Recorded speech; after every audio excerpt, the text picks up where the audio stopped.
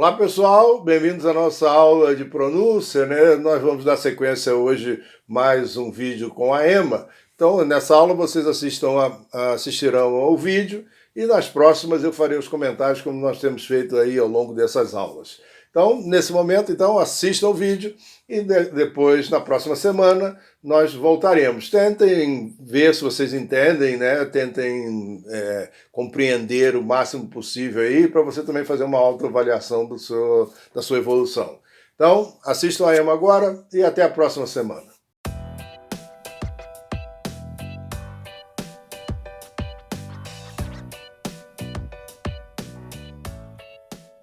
Well, hello, I'm Emma from English. Now, I have to admit that I'm a huge fan of adjectives. I mean, I probably overuse adjectives if I'm being completely honest with you.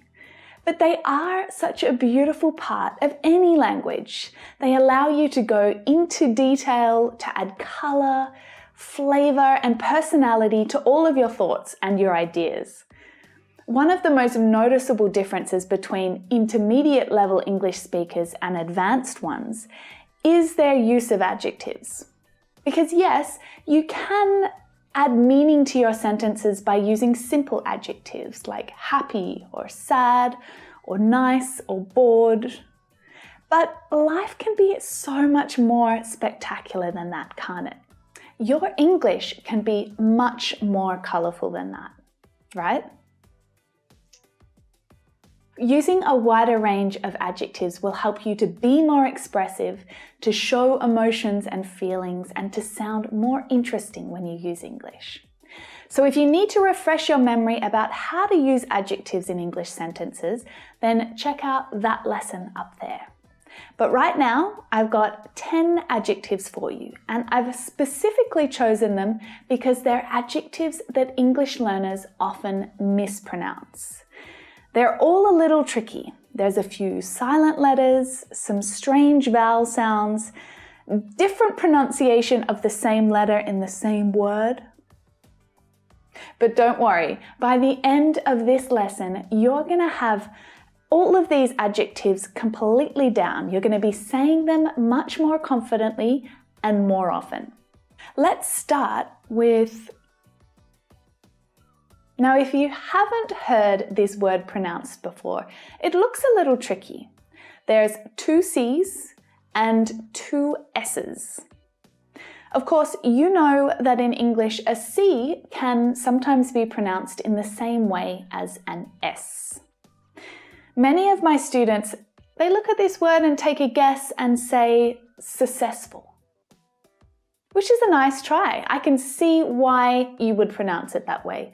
But actually, each C in this word is pronounced differently. And that's made clear when you look at the phonemic script. The first C is pronounced as a K sound at the end of the first syllable. And the second C is pronounced as a S sound at the start of the second syllable. Success. Success. Now the second syllable is the stressed syllable in this word, and that's why you hear it pronounced more strongly, while the first syllable is short and lower in pitch. Success. Success. The final syllable is also unstressed. Full. Successful. Successful. The pronunciation is the same throughout the word family. Success, successful, successfully. And as frustrating as it is that the same letter is pronounced differently in the same word, just accept it, practice it, remember it. Successful. Successful. So successful is used when someone achieves the result that they want. They're really happy and they're satisfied with the result. He's a successful businessman. He's a successful businessman. We've had quite a successful year so far. We've had quite a successful year so far. Anxious. Are you anxious looking at this one? It's a little tricky. There are 3 consonant sounds here together, which makes it quite challenging. In the first syllable, the stressed syllable, the strong vowel sound a is followed by the consonant. And that consonant sound is usually made by the letters ng, like in song. So my mouth is open slightly when I make this sound, and the back of my tongue is right up at the soft palate in the back of my mouth. Ang, ang. For the second syllable, you'll hear the k and the sh consonant sounds. Ksh. So you're pushing that air through your mouth to make the sound. Ksh. Make sure you exaggerate this sound while you're practicing. Pretend you're like a superhero fighting a monster. Ksh, ksh, ksh. And the following vowel sound will be unstressed, the weak schwa sound. Us, anxious, anxious, anxious. So this adjective is usually used to describe a person, and it's to do with their emotions or their feelings. An anxious person is worried or nervous because they think that something bad might happen. I'm feeling really anxious about my interview tomorrow. Really anxious. I'm feeling really anxious about my interview tomorrow. My friend doesn't like flying, so he's always quite anxious when we go traveling. Quite anxious. He's always quite anxious when we go traveling. Valuable. Over the years, as an English teacher, I've heard this word pronounced in several different ways, and all of the problems coming from those 2 vowel letters in the middle. The first common mistake is assuming that there are 4 syllables, but there's not, there's only 3. And the first syllable, val, is the stressed syllable, the strongest one. But the second syllable is quite tricky. There's an extra consonant sound added, one that you can't see in the written word. Y, y, you. Valuable, valuable.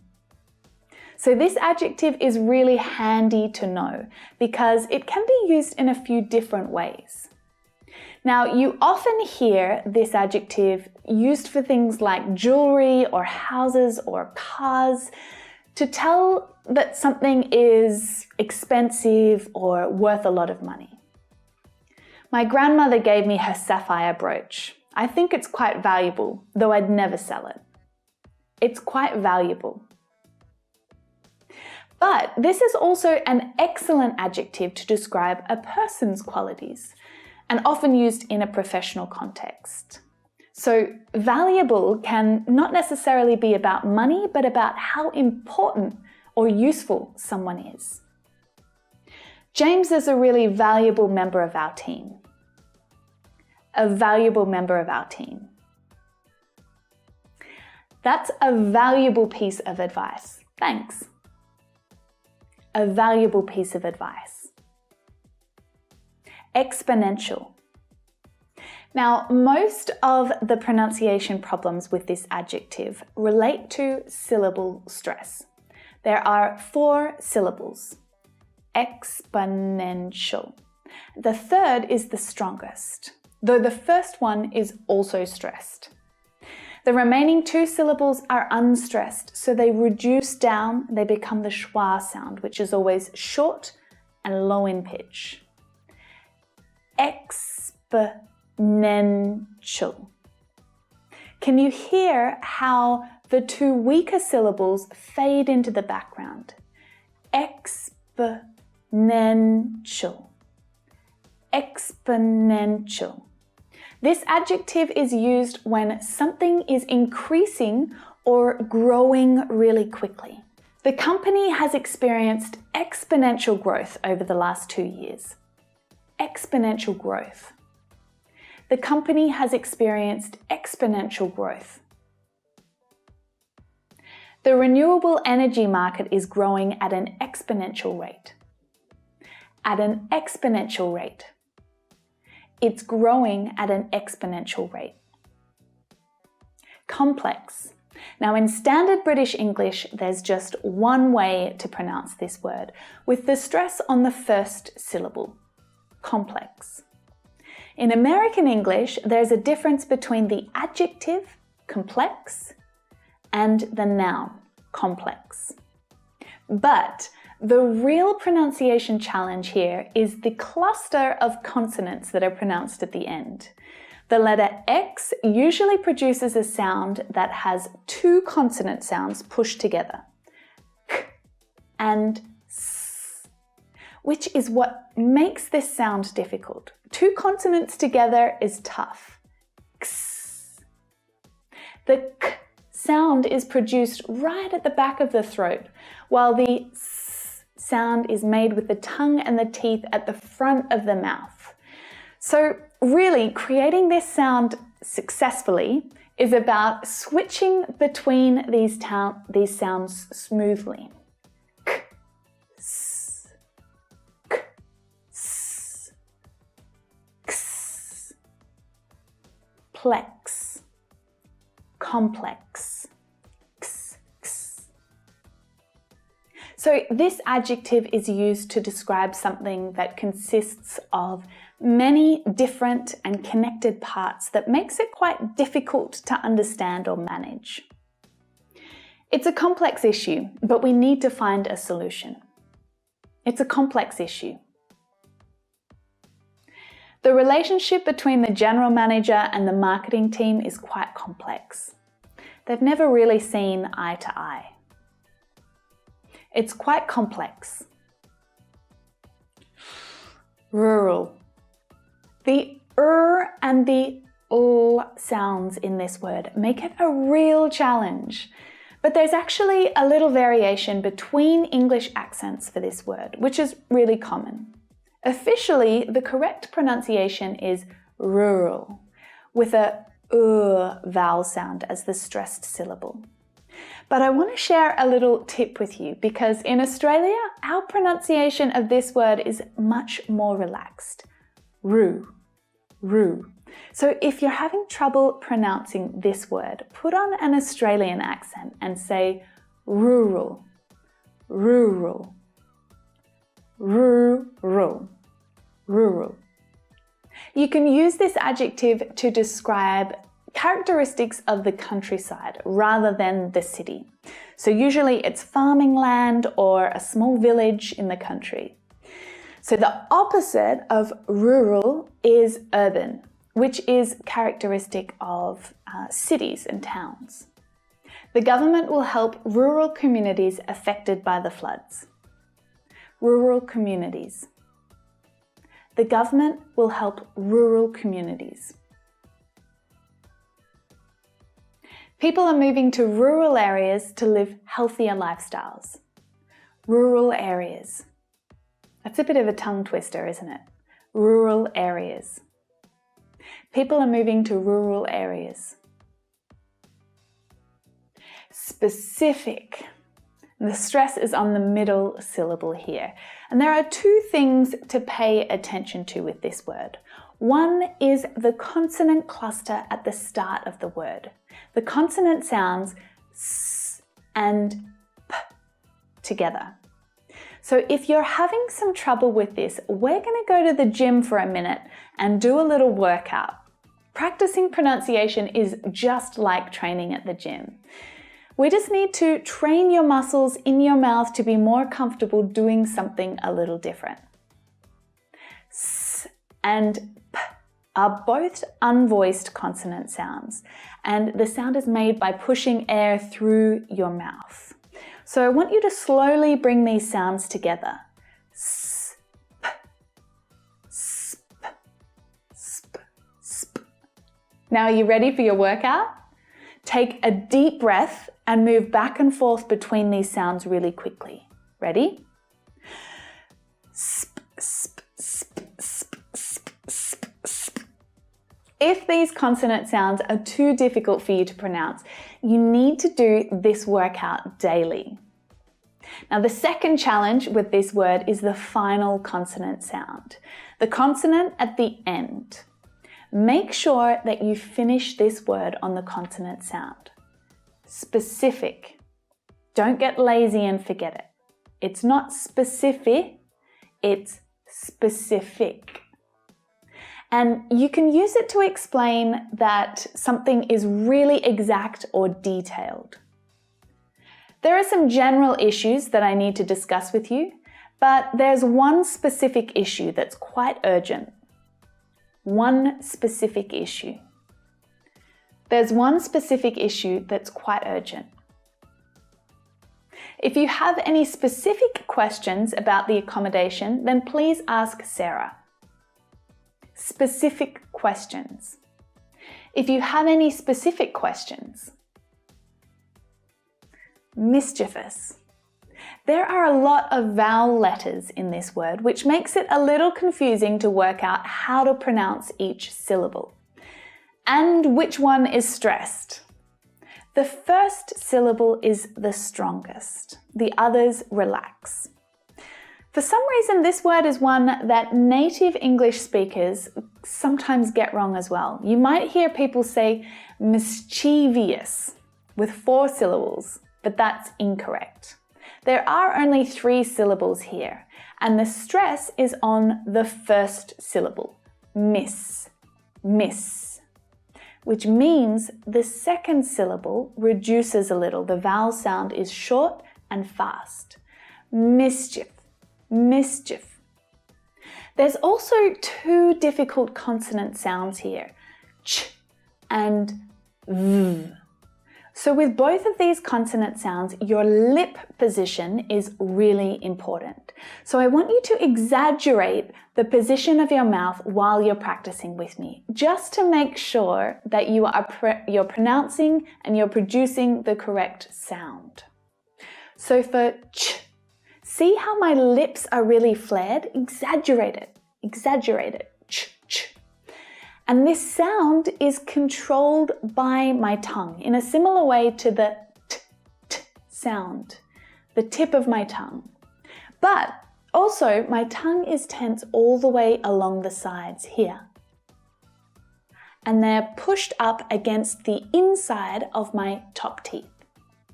So we move through ch, ch, through the unstressed vowel sound to v, making sure that your top teeth are touching your lower lip.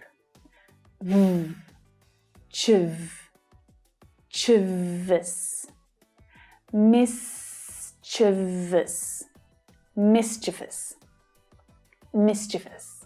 Now, if you have cheeky children in your life, this could be the perfect adjective to describe them. So usually it's an adjective to describe children, but it's okay to describe adults with it sometimes, or even pets. It describes someone who has fun by being silly and creating a disruption, but not in a negative way, not in a way that's really annoying or that really harms anyone. It's kind of a cute or funny attribute. I was quite a mischievous child. A mischievous child. I was quite a mischievous child.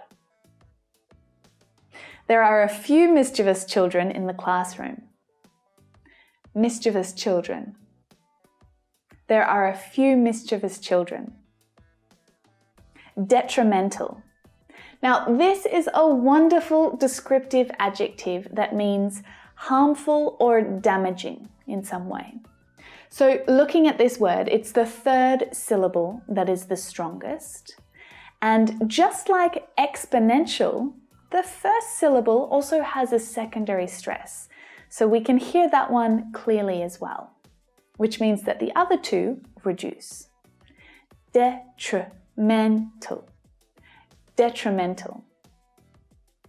But the second syllable is the most difficult here because of the consonant cluster tr, with an unstressed vowel sound, tree. So it's like the noun tree, but with a shorter, weaker vowel sound, tree, tree. detrimental. So as I said, the adjective detrimental suggests that something is creating a negative effect. It's harmful or it's damaging in some way. It had a detrimental effect on the company's growth. A detrimental effect. The infection was detrimental to our recovery. It was detrimental. The infection was detrimental to her recovery. Comfortable. I've talked about this adjective before in another pronunciation lesson. But it's so common and it's so often mispronounced that it had to be included in this lesson as well. The correct pronunciation of this word uses only 3 syllables, which means that this vowel is completely silent.